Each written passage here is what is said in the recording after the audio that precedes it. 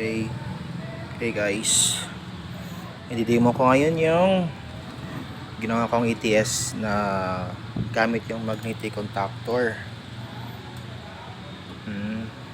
Magnetic contactor, meron siyang auto, then manual. Auto manual, then meron din itong siyang interlocking.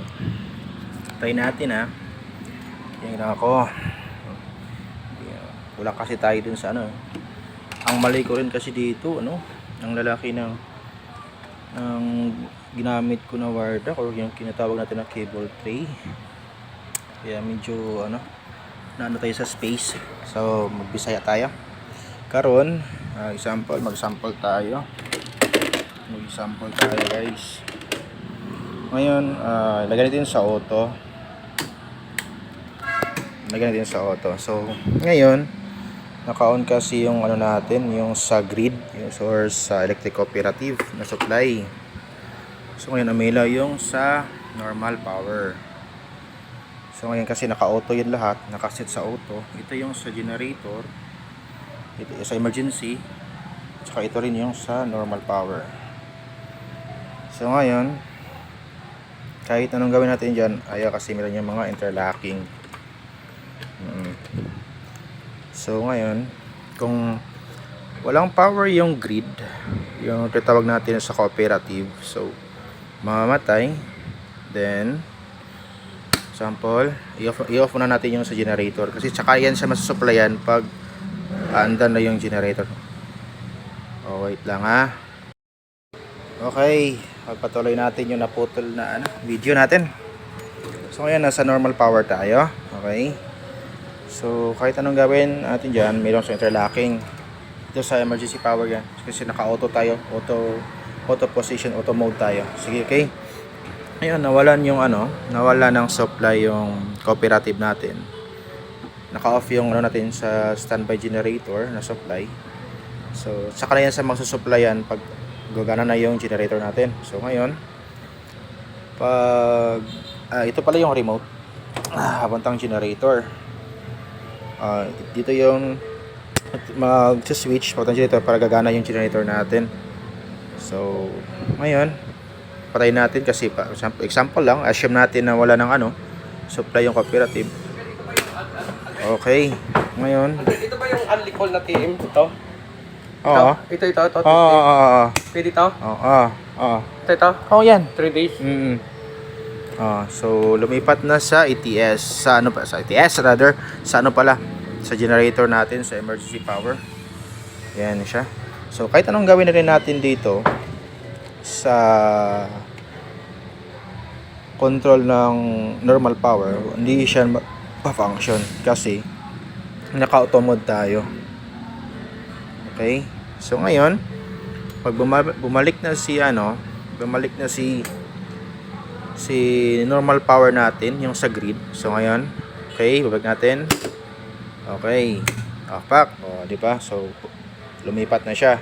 Meron siyang delay. So ngayon, bumalik na siya.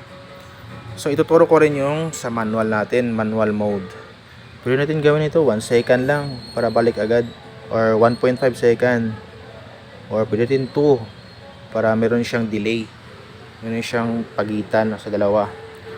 So ngayon sa manual mode tayo. Manual mode. Okay, namatay. Pamalit kasi namatay yung Okay, manual mode tayo. Manual mode tayo guys naka na yan lahat, naka-on. Sige, okay, manual mode tayo.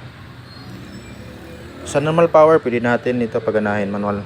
Pag nasira yung sample, bumigay yung timer natin or yung natin yung sa main control natin na relay. Kasi ito guys pala, ipapaliwanag ko to. Ito kasi instead na relay na 14 pins, ang ginawa ko is magnetic contactor kasi minsan kadalasan kasi nasisira yung relay kasi babad kasi ito. So ito yung talaga sa dalawang control na to. So babad kasi, so ginawa ko magnetic contactor. Medyo may kamahala lang din kasi doon sa relay, pero at least quality naman siya, matibay kasi ito yung babad So ngayon manual mode natin. Sa normal power. Sa normal power tayo. Okay, gumana siya. Itong manual mode pala, para ito dun sa, for example, masira yung ano natin, timer, yung dalawang timer, isang timer, or ito ano natin. Ito, for example, bumigay, or ganun. So, meron tayong manual mode. Pwede niya patayin. Okay. Kahit anong gawin niyo dito sa ano, wala, hindi niya kasi meron tayong interlocking. So, ngayon, dito naman tayo sa emergency power. Kung nag-blackout, and then may problema yung control natin sa transfer niya. So, ang gawin natin, pandarin yung generator, then isi-switch dito para gagana siya. Okay, yun siya. Para gumana. Diba? So, i-ring off natin. Patay mo na yung generator bago i-off dito. And then, sabay transfer dito. Okay. Kahit anong gawin yan, hindi yan. Kasi may interlocking siya. Kagaya dito. Kahit nakaka-amon yan siya dyan, umila yung emergency, yan wala din kasi may siyang interlocking. Balik natin sa auto. I-auto natin. Ang problema kasi dito guys, meron pa siyang kulang. Yung tinatawag natin na